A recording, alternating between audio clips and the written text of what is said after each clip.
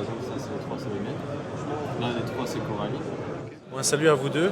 Salut! C'est cool de vous rejoindre ici puisque moi j'ai vu vos dessins, je vous ai vu passer en vidéo aussi dans les locaux quand j'étais présent vendredi.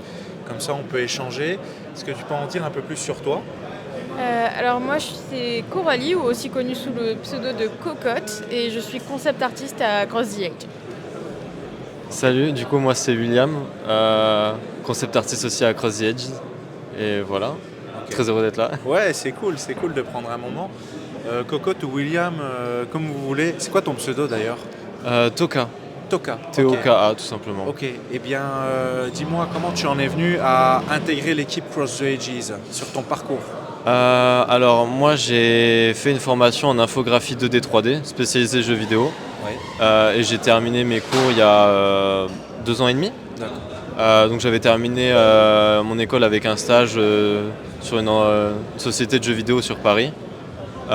Suite à ça, j'ai intégré une autre boîte de jeux vidéo mais qui était à La Ciotat. Ça a duré 6 mois, un CDD qui s'est terminé.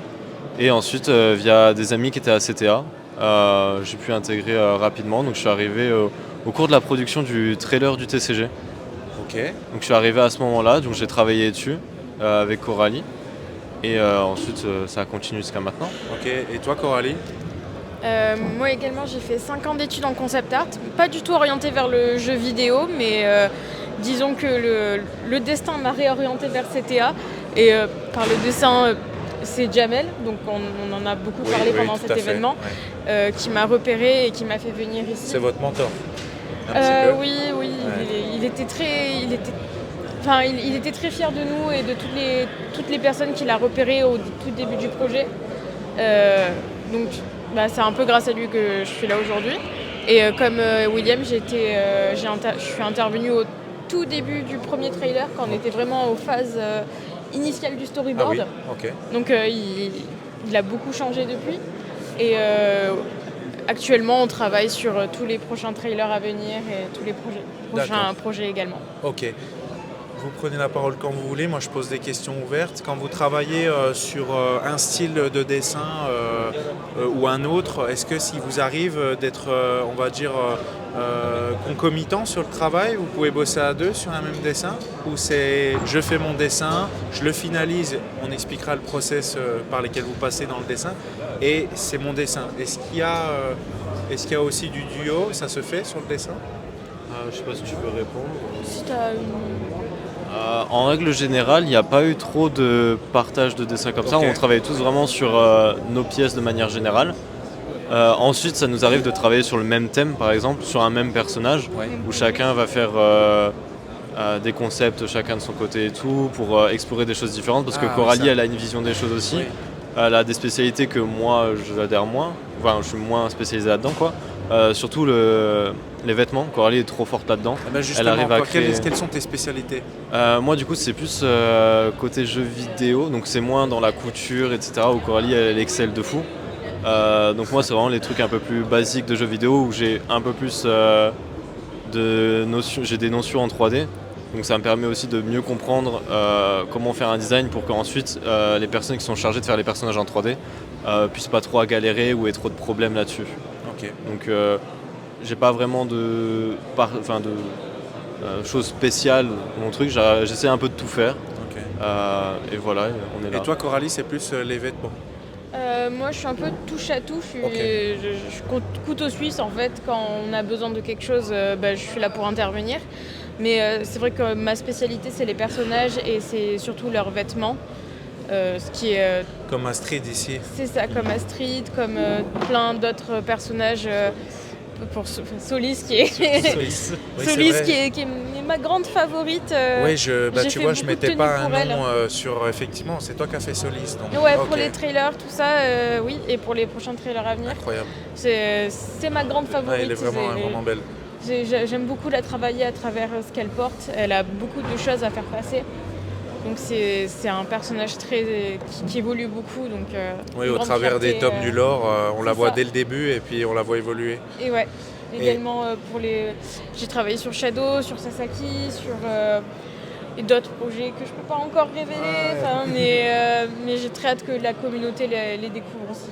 Ok. Et quand vous parliez de travailler sur des croquis pour vous donner des idées mutuelles, il est possible qu'une personne fasse une version simple et l'autre alternative. C'est pas forcément la même personne qui va faire comme on peut le voir, parce que là-bas tu as fait, oui, les illustrations. Toi tu as fait une Astrid et Coralie en a fait une autre, et ça c'était les Astrid dans la saison Arcante, les exclusives.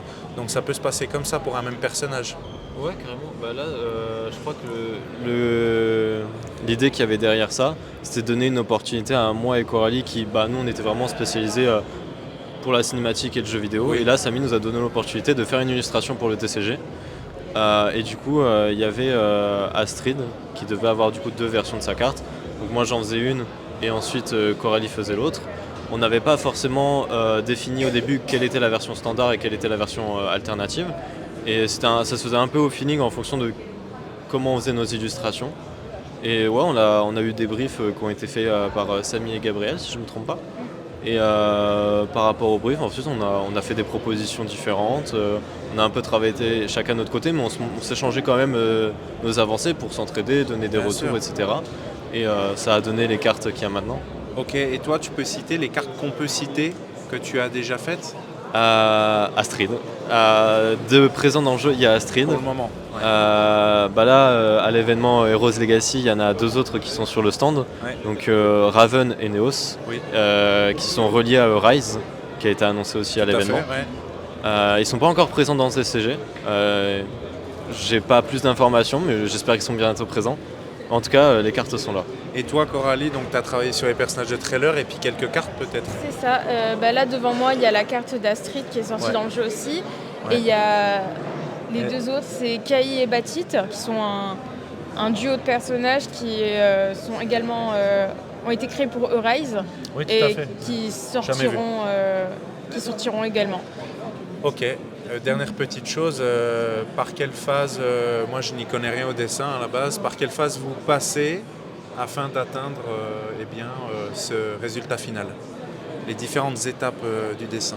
En tout cas pour une illustration?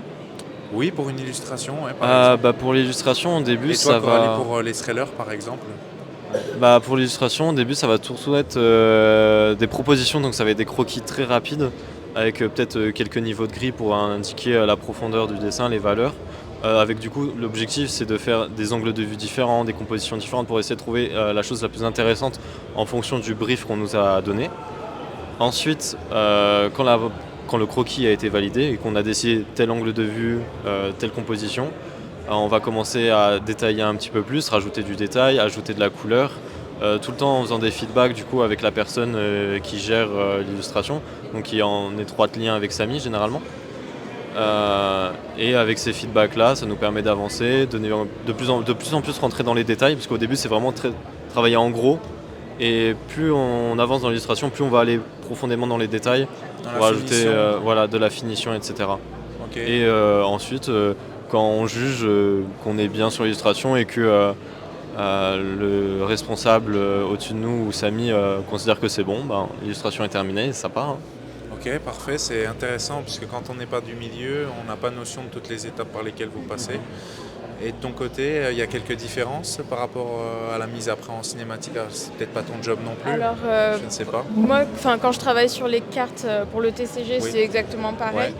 Pour les cinématiques, souvent on vient me voir avec un besoin. Donc je travaille en étroite collaboration avec Mathieu Maillet, qui est notre directeur artistique, j'ai échangé avec. Sur tout ce qui est trailer et cinématique. Et il vient souvent me voir avec, on a ce besoin-là, donc par exemple on a besoin d'un mage de feu qui va combattre. Et du coup c'est à moi d'imaginer à quoi il va ressembler, qu'est-ce qu'il va porter. Et c'est en fonction de l'action qu'il fait dans le... Par exemple, il va porter quelque chose de différent s'il est en train d'étudier un livre ou s'il est en train de combattre, ses vêtements vont être différents, son physique va être différent. Et donc c'est à moi d'imaginer à quoi ce personnage va ressembler avant de le passer au reste de la production qui va l'adapter pour le montrer à l'écran. Ok, c'est parfait, merci d'avoir apporté des détails. Ouais, c'est cool, merci.